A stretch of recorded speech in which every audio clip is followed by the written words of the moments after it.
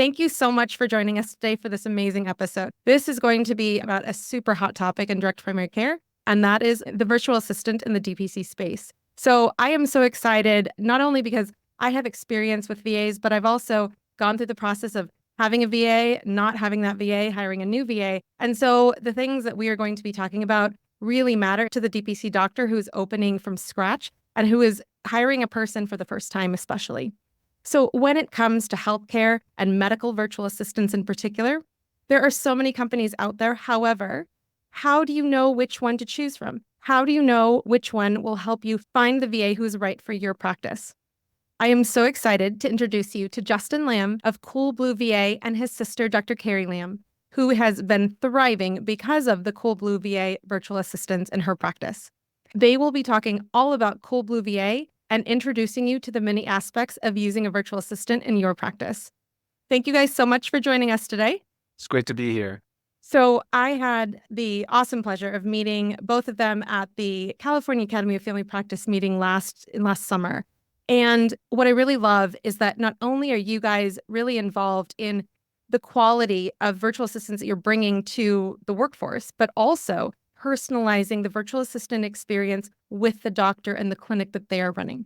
So Justin, can you start us off with how did Cool Blue VA even get started? And how are you continuing to build this amazing path forward to personalize the VA and physician experience together? Yeah, absolutely, doctor. Once again, thank you for having us on here. Really excited about this.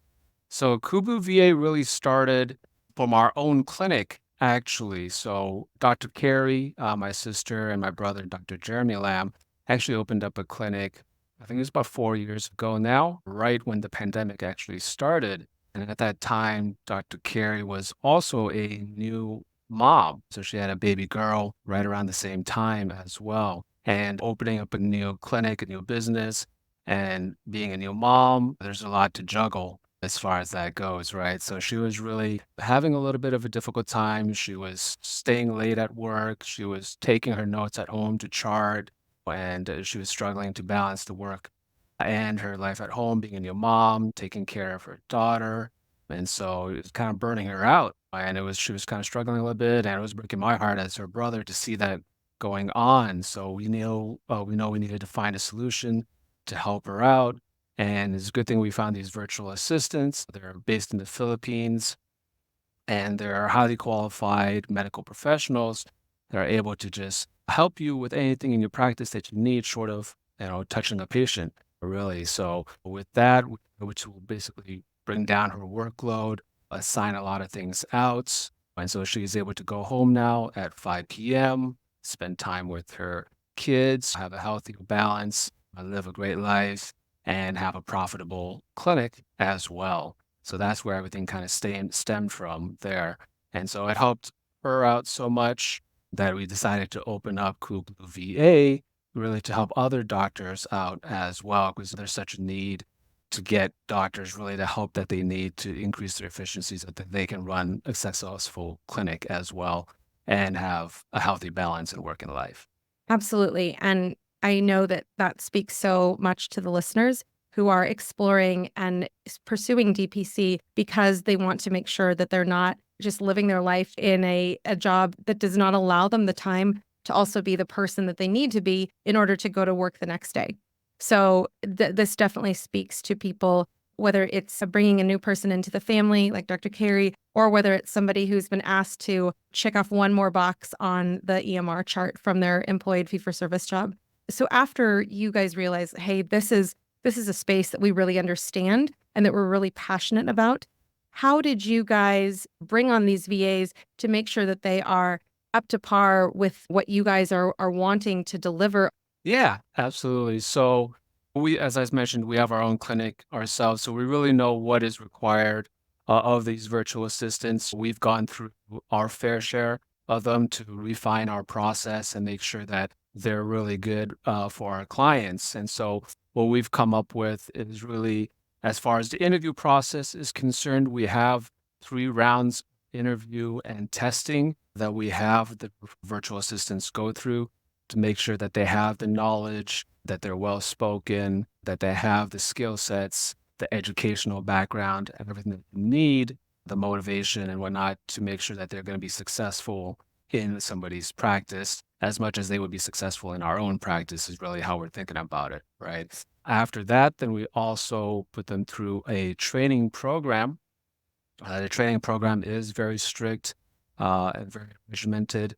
We do want to make sure that they're performing well, that they don't just interview well and then drop off a cliff, right? So we want to make sure that they're performing well over an extended period of time, and then they're picking up skills that's really going to help you out in your practice. And our training program only has a 40% pass rate there. So we're very strict about who we let go, and only after they pass our training program do we feel comfortable signing them out to doctors and other clinics to really work for them as far as that goes there. Once they are assigned out to a clinic, we also make sure we keep a very close eye on them. And we also like to work very closely with the clinic as well to make sure that they're having the most success possible when they're bringing on the virtual assistant, whether they've had experience with other previous virtual assistants, or whether this is going to be their first time bringing on a virtual assistant. We like to work very closely with the clinics because there's always something different when you're bringing somebody on that's halfway across the world and whatnot. There's always going to be a little bit something that's different. So we like to make sure we work closely with our doctors, our office managers, or whoever it is on that. Amazing. Once a VA is paired with a client and you're supporting both sides, the physician and the practice, as well as the VA, how do you facilitate the integration of the two and making sure that the VA is working with the needs of the clinic and the clinic is also working with the needs of the VA? Yeah, so right now, what we found to be really effective, and what I don't think many other virtual assistant companies actually do, is that we offer a 2-week free trial so that you can actually work with the virtual assistant for 2 weeks, 40 hours a week, really get your hands dirty, get involved with them. And we're checking in also at the same time we check in with the clients every day during that 2-week process. And we check in with the virtual assistant every day during that 2-week process. If there's any hiccups or any speed bumps, we'll get together and we'll try and iron it out for you guys. We'll provide solutions because we've gone through this with many other clinics, with many other virtual assistants, right? So we are eager to pass that knowledge on to you guys to make sure that you guys have success. If you guys are trying to implement something new with your existing virtual assistants, we're still happy to help that out. Really, we just want all our clinics to succeed and do their best. So we try and stay pretty active with them and provide solutions to onboarding or solutions to any new projects or tasks that they may be bringing on. We're very happy to discuss. And if we don't have the answer, we'll let you know, but we're going to try and find an answer. Or we'll go talk to another client, say, hey, maybe they're trying to do this. What do you have any ideas about that or something? I will try and do some research for you at least. And again, speaking from experience, I think that that is such a valuable thing that you guys are offering because I remember when I was hiring my first virtual assistant, did I have the perfect job description? No. Did I have the frustration of, oh, shucks, like I need this done? Oh, it was never explained to or expected of the VA from the beginning. And so I think that this is really, really helpful in terms of people who are wanting to deliver that high quality of care to also have assistance for those people who might not have hired before, whether that be a virtual assistant or in-office person, to have help with how to hire somebody. And so that is definitely something that you're right in terms of having this ability to have basically a working interview is really, really unique as well. Now, in terms of the people who are within only this 40% pass rate, can you share with us who are the people in terms of their degrees that they're bringing to the table as medical virtual assistants through Cool Blue VA? Yeah, so we actually are very specialized in who we get, and it really depends on what you are looking for. If you're looking for more medical assistance, then we'll find nurses, physical therapists, pharmacists, lab techs. They all have medical professional degrees, and they'll all have clinical or hospital experience working in the Philippines. So they really have a wealth of medical knowledge that's really going to benefit you and give you a lot of medical assistance. If you need more help with insurance or let's say customer service, then we'll find people who have backgrounds in that area. So for customer service, we'll find people who have worked and taken calls from Americans. That's what they've been doing for 3, 4 years. So they sound really good on the phone. They sound really professional. They're super empathetic, and they're really going to try and put their best foot forward to really help the patient out and help your practice out. Wonderful. And so needed these days when no matter where you are, rural or urban, it's really hard to find quality workers today. And to really find somebody who is able to carry the culture of your clinic and be your representative when you're in the room with a patient or whatnot is awesome. So let me ask you here, if a doctor's out there and they're wanting to hire a virtual assistant through Cool Blue VA, can you share with us the pricing and how the hiring works? Yeah, absolutely. The pricing is very straightforward. It's just $9.95 an hour. And there is a 32-hour minimum in a work week for that rate. If you want to go part-time, we can provide part-time as well. And that rate is a little bit higher. It's $12 an hour. So between 20 hours and 31 hours, then it's $12 an hour. Once you hit 32 hours and up, it's $9.95 an hour. And we bill every week. So the virtual assistant will submit their hours to you every Friday for their shift that they worked that week. And then we would just charge your credit card on file come Monday. And if you want to get started with the 2-week free trial, all you have to go to is coolblueva.com. That's COOLBLUE, V as in Victor, A as in Alpha.com /the number 2 weeks.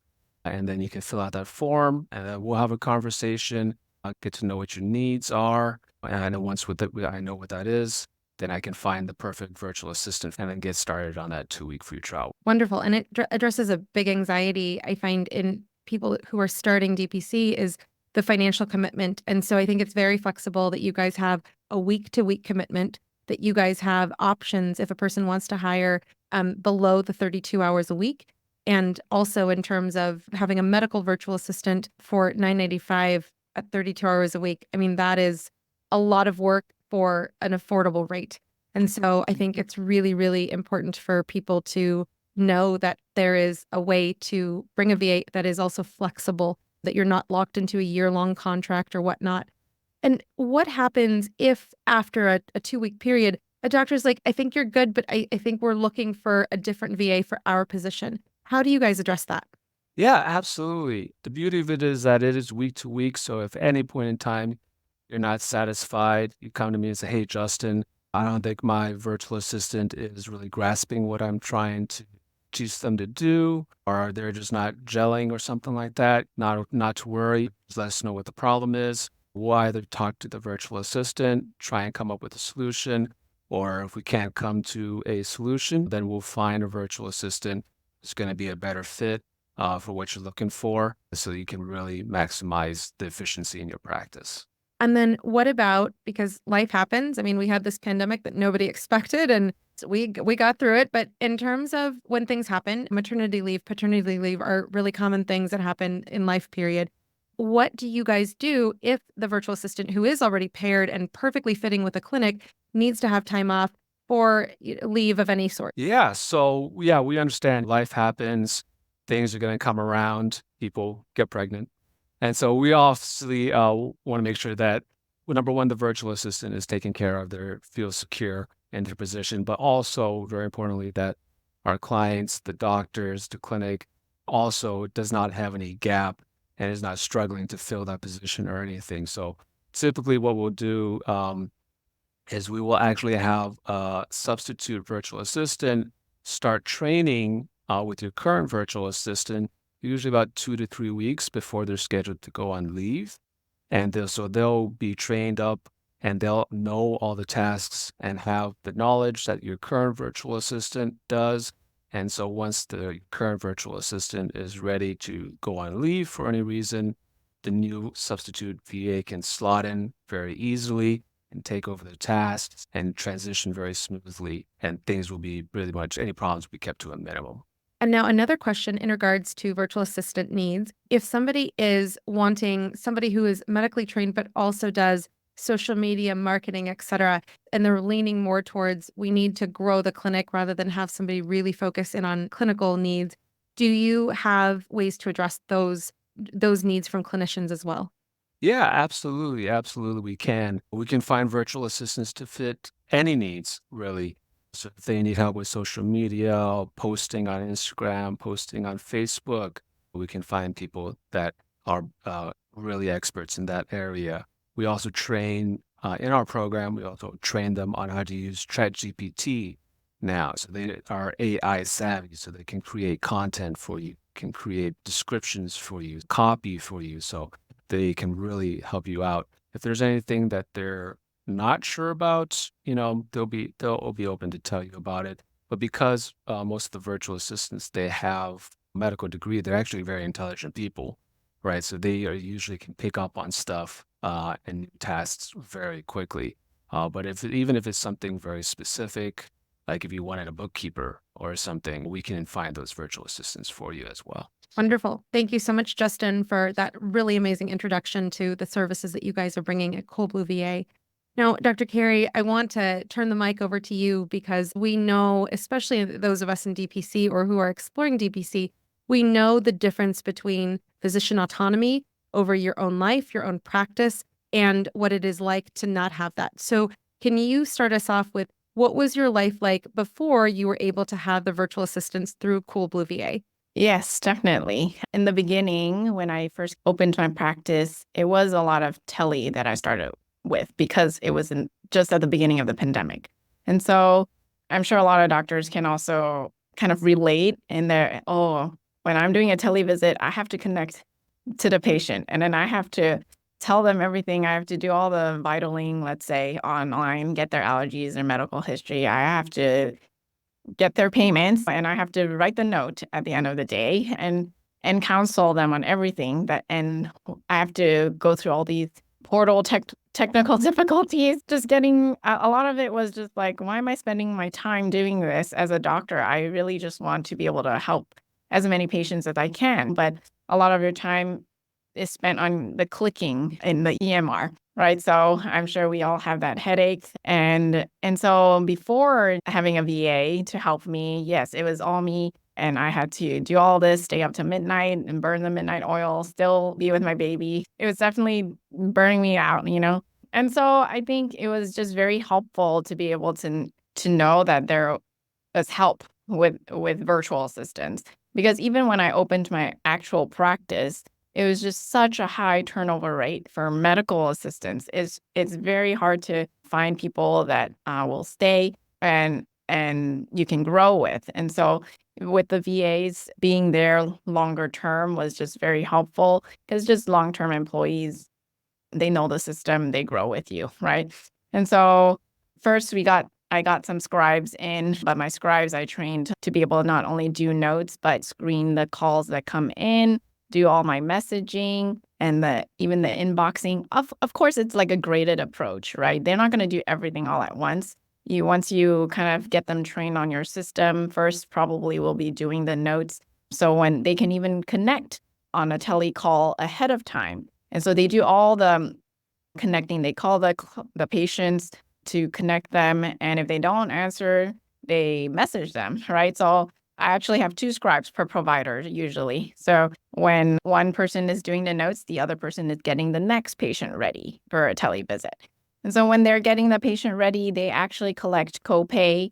They also make sure that all their medications are updated, all their supplements are updated. They get their chief complaint. I even sometimes train them to actually get HPI portion to get started if the patient's waiting for me.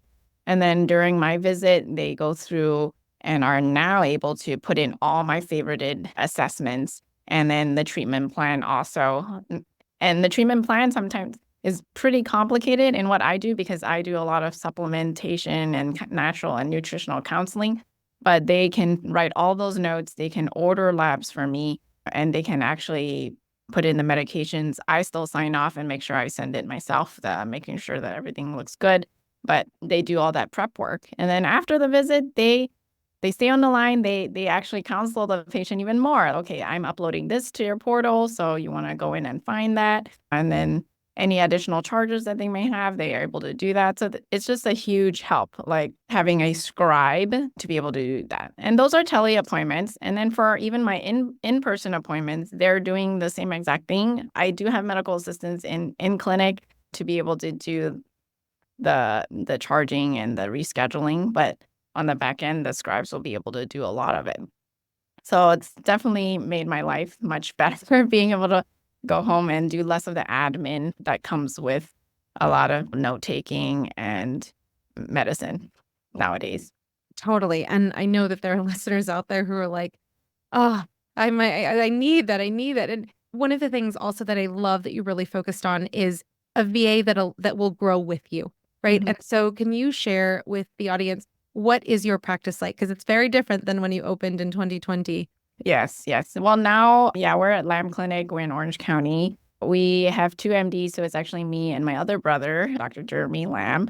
We opened a family medicine, integrative medicine practice, and we have actually hired now 3 NPs and 2 PAs. So we're definitely growing in the past 4 years to be able to help service the people here naturally and also conventionally.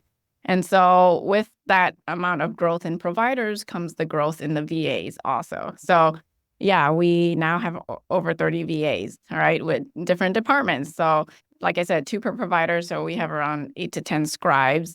We have 6 for customer service, just answering phone calls.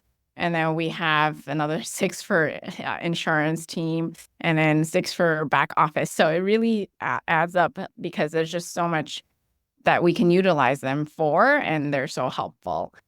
For our customer service, right, like they've just been a game changer. Everyone has had that experience of calling the doctor and just keeps ringing and ringing and ringing and no one answers, right? And so I kind of didn't want that for our practice. So right now our answer rate isn't like 95% answer rate.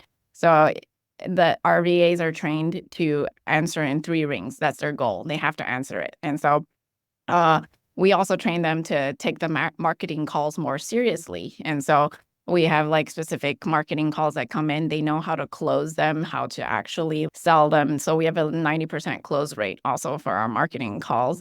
And so they've really helped reduce a lot of the call load on me because I train them also to answer the calls in a correct way, right? A lot of times you can have they can answer the phone call, but you're like, that's not enough information. I need a little more, you know? So when you work with these VAs, you train them, say, hey, if they're asking for a med refill, make sure you get the pharmacy, make sure you get the dosing, the dispense, when was the last appointment, when's their next follow-up appointment. Those are just things that just takes training, but they can definitely do. And so then that will actually cut down so much back and forth with the patient, right? And then also on the doctor time.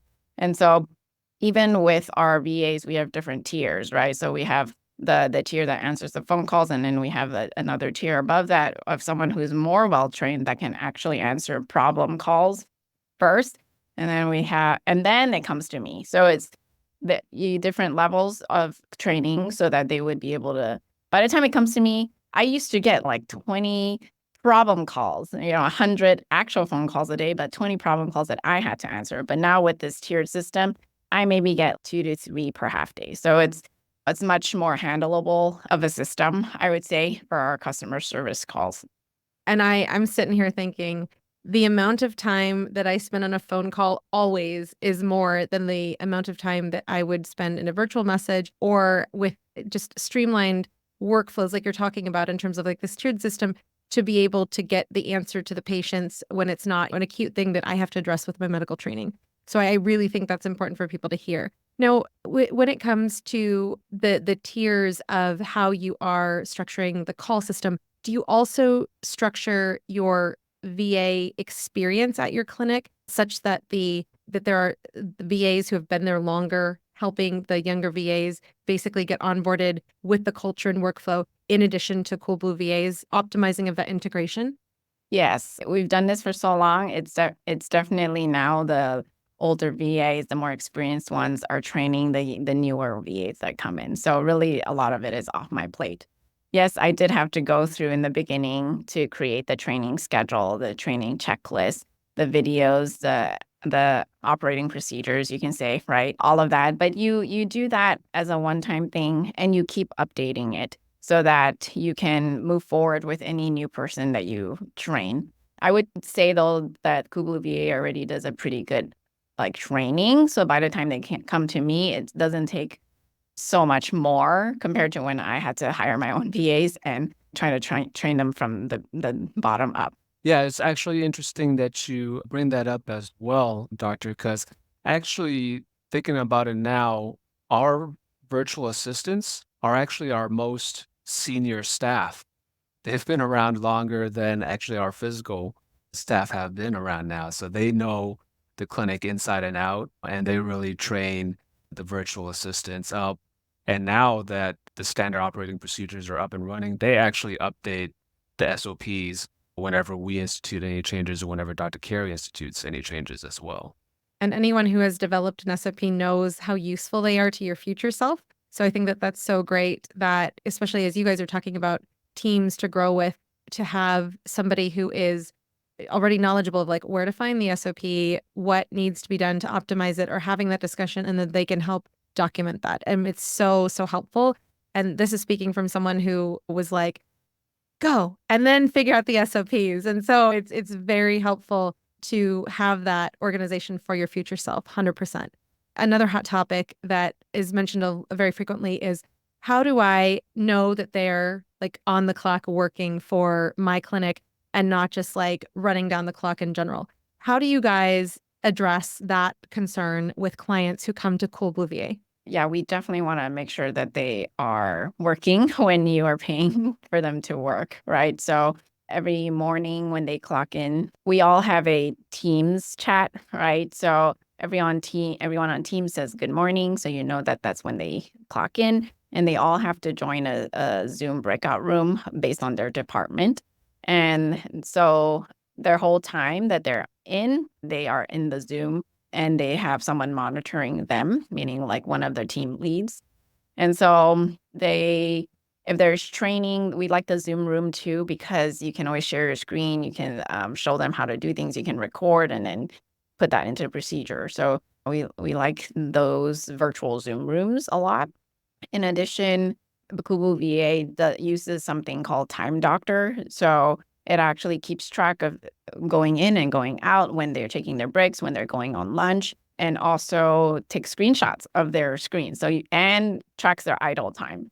And so if they're not moving their mouse or your keyboard, then you kind of know that maybe they're not working. And so we actually have an auditing system too, where someone goes into Time Doctor and tells us if any of our VAs are idle and not working. Then we are able to really keep track, because it is hard. Like me, I'm seeing patients all day. I'm not going to be keeping track of my VA. And so I like that software to be able to keep track of them. I'm sure that really addresses some people's fears about it doesn't have to be virtual, but there are definitely people that we've all worked with where it's you're here, but you're not helping run the clinic. So I love that is how you guys address it. And also, you guys have a 40% pass rate. So you guys are really weaning out who is going to be an excellent payer for future clinics and clients. So when it comes to Dr. Carrie, especially you having been through this, you developing the SOPs, the workflows and whatnot, the videos, like you're saying, do you have any tips for people who are not yet with the VA, but they are thinking about, how can I work to document my own processes so that I can bring a VA on easier if they don't have a senior lead VA or a clinic manager in existence with them at their practice right now? Right. So having your own procedures written will probably be very helpful. But if you don't have procedures written, I think the first step would be to see the tasks that you have that you think would be able to pass on to a virtual assistant, which is basically a medical virtual assistant can do anything a medical assistant can do, short of touching the patient, right? So first, I would probably list out all those tasks that you would want that VA to do. Then when you are training the VA on that specific task, I would record your training and put it into a folder. We use Google Drive for all these videos so that they can always refer back to that Google Drive link. So I just basically, if you don't have any like fancy task tools or anything, you can create a spreadsheet, Google Drive spreadsheet, and you put all your tasks on there. And then the second column would have the links of your trainings. If you wanted to make a third column when you're a little more into this, is that a VA can actually go into that video and type up the procedure themselves of what it would look like in a Google document. So then as you start developing these procedures, you can go into the written part and actually edit it if there is a change. So you do this once so that the VAs can have it for a lifetime, right? Or any additional person that you train can have it for a long time. So it will ultimately, it might be a lot of time in the beginning, but it will really save you a lot of time later on because from my experience, you get one VA, you're going to want to get another one. You want to get another one. So it's so helpful that you don't want to spend time doing all this training. So if you can do that with the first one, it will probably be very beneficial for you. So that kind of system, right? And then we create different tabs for different people in that this training checklist will get duplicated for the next person. Okay, then you have them sign off. Another column will say, okay, date trained. And then another column will say tested and then passed. So for all our VAs, we not only train them, we make sure that they can do it themselves, and then we pass them if we test them, basically. And so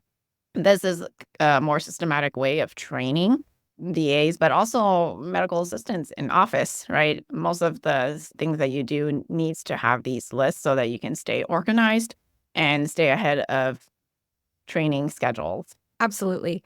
And I think that that's a really, really key tip there. I love that how you mentioned, even if you have a video, but you don't have it typed out, that's a way to actively engage with the video for the virtual assistant to be able to write down the SOP from that video. So that's a really great tip. Now, I just want to go back to the customer service portion, the people answering the phone and how you do the tiered phone system. When it comes to clinics, direct primary care clinics very often are single physician practices from day one, and then they can grow from there. But in terms of people who still want a phone tree or a way of segmenting the calls if they don't have a phone tree system, how do you guys assist the practices and the virtual assistants to get something like that up and running for the practice and the doctor? From Coolblue VA side, they already do mock calls before they come to us. So because they are in this testing environment and they actually test them ahead of time. Okay, are you actually able to answer phone calls from real patients or from test patients? So they test them on their customer service, closing, and also marketing, and also just any type of refills, labs, referrals, inbox messaging, things like that, faxes, documents, any question you can think of, right? You want to be able to write these down and give them to the VAs to prepare them for what kind of calls can come in.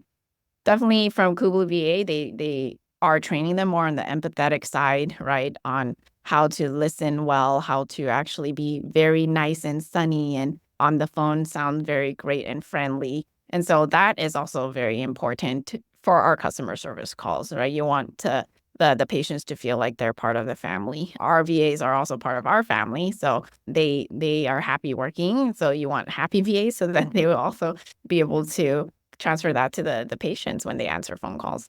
And just to touch a little bit more on the technical side of things, doctors are not always going to be the most technical savvy or anything like that. So we have our own in-house technical team as well in Coolblue VA. We'll be happy to either jump on with you, try and figure some stuff out, maybe show you how to do things a little bit more efficiently. Or if you have a technical team already in place, we'll be happy to communicate with them to make sure that you guys have the right tools and the right setup for your virtual assistant to succeed. I think this is so great for people to hear because when I think about the DPC early on in practice, definitely people are very wanting. They're very willing to practice the elevator pitch to their community, to their patients who are going to be future members. But as the practice grows and you have 50 patients, 100 patients, and you can't necessarily take the time to do the elevator pitch any longer, and you still want a person to be able to communicate that elevator pitch to your potential members versus a voicemail. And again, that's definitely a physician preference. But if that's your preference, this is definitely a way to bridge that ability to have that person there, but also the ability to be focusing on your patients. And like you said, Dr. Carrie, focusing on the medical, what you went to medical school to do aspect of your practice. So with that, a question for both of you in terms of, and again, I love this 2-week working interview with the VA, but in regards to what happens after that 2 weeks, how do you guys continue to support the VA and the practice beyond those 2 weeks to make sure that this is continuously a good fit for both the VA and the practice? Yeah, so in regards to making sure that it's going to be an ongoing, successful relationship, we check in with the VAs on a weekly basis to make sure that they're doing well, everything at their home is doing good, they're happy at work, they're not having any problems. And we also like to check in with our clients as well. So we touch base with you guys on a weekly basis. Some of our clients say we touch base with you guys too often. They want us to stop bothering them as much. But we like to make sure that everybody is happy, everybody is getting their tasks done, and the jobs are getting completed. So we do make sure about that. And also, we continuously offer training as well. So if there's any changes that we feel are, in the practice that come up, things are happening differently, we offer continuous training for our virtual assistants. It'll be after hours, so it's not going to affect your working hours or anything like that. And then we also make sure we have annual continuing certification for HIPAA for our virtual assistants as well. So you continue to feel safe and secure in utilizing them. And in our clinic, just like any other employee, we tend to do our reviews every 1 month, every 3 months, every 6 months, and 12 months. We want to keep track of them, make sure that they're filling out their self-evaluation form and they're making new goals for them. They're just really, they want to learn. They are very hard workers. They're very appreciative. They will do anything you ask them to. And so we want to kind of continue to push them to grow and to learn and to also educate them so that they can be part of our work family. And so I think that the constant evaluations will keep us on track. I just really love your guys' overall approach because even Dr. Carrie, as you're talking about that they're part of your work family, we definitely feel that, with our virtual assistant. I love when you are like, you say a name and like there could be 4 people with that name in your practice, but they know exactly who you're talking about. And I also love the idea that you're focusing on meaningful work for them also with the goals and having them do self-evaluations. I think that really speaks to culture of a practice too, right? So when we have people who are talking about like, how do I build culture? I just had a conversation with a DPC doctor in Texas about this, but everybody being involved, I think, is also something that we really craved in fee-for-service before choosing DPC, because for us, it was like, it's very common to hear, we tried to make a difference. We tried to change something. We tried to make something more efficient, but we weren't heard. And so I think that is really awesome that you guys are focusing on not only having a virtual assistant support the physician so that they can do what they need to do, but also so that the virtual assistant can also be growing with the practice as well professionally. So let me ask you there, when it comes to just, again, focusing on that culture of the practice, Dr. Carrie, especially, how do you promote the culture in your practice so that you make sure that your VAs are feeling valued and that they are showing that value and happiness through their interactions with your patients? Yeah, you do check-ins every day, right? You see them in the Zoom room, you make sure that they're doing well, they know what they're supposed to be doing. A lot of it is also incorporating them with your medical assistants, making sure everyone is on the same page. Communication is huge, right? There's so much miscommunication that can happen, but that's why you do the double check, you do the triple check, you have everybody on teams. I think being very open and having better follow-up is very important for dealing with your VAs. And so I like to just also say that we challenge our VAs, right? I think Coach Justin said they are smart because they are healthcare workers. And so I've even trained my scribes, okay, well, you need to come up to me with your recommendation. Don't just say, I have a problem. What do I do? I want you to be able to say, okay, this is what I think I want to say. And so that kind of challenges them too, to improve themselves and to be able to communicate better, right? Here in America, we talk about SBAR, right? The form of communication. We train that in RVAs also to be able to do that, to teach back, to communicate back to us what we want. And so even when I'm doing my scribing with my scribes, they have to I get feedback right away because on the Teams chat, they are saying exactly what I said. And so I think that kind of communication has to be very open and very clear, creating tasks lists for every person individually so that they know what they are supposed to do and by when with due dates.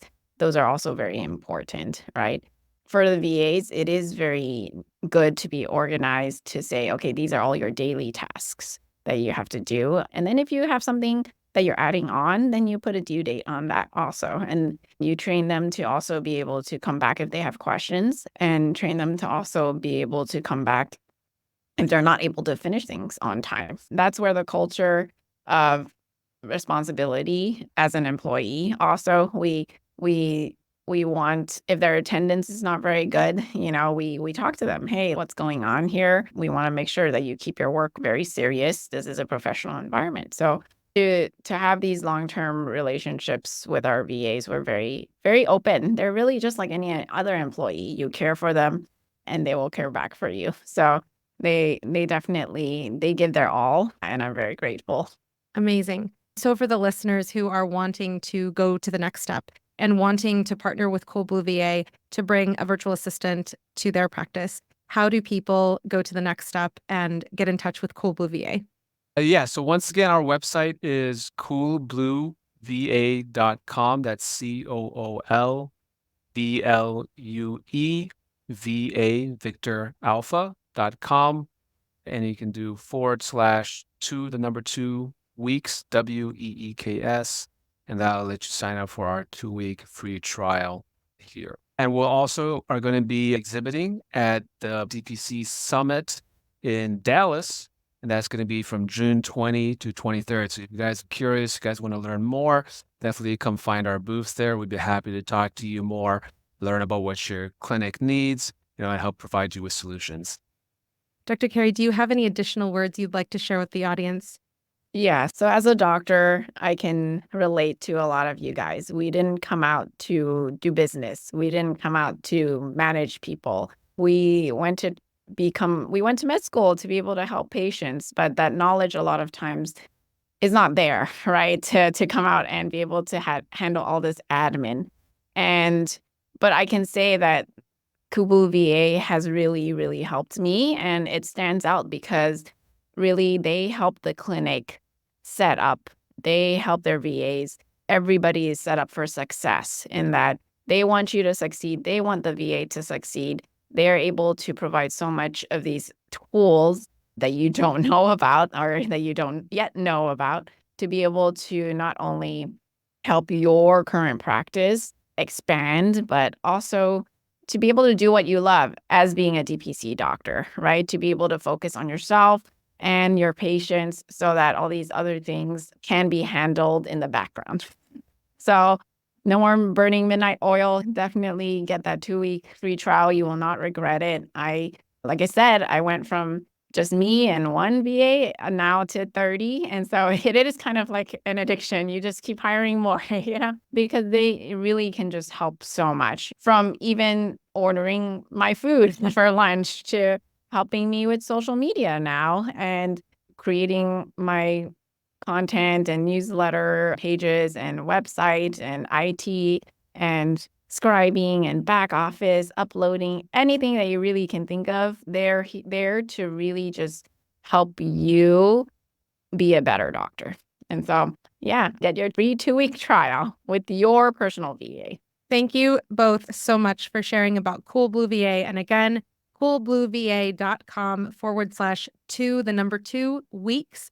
And that will get you your 2 free weeks, 80 hours of a virtual assistant in a live interview, basically, for your practice to ensure your practice has a great fit of a VA and someone who will grow with you.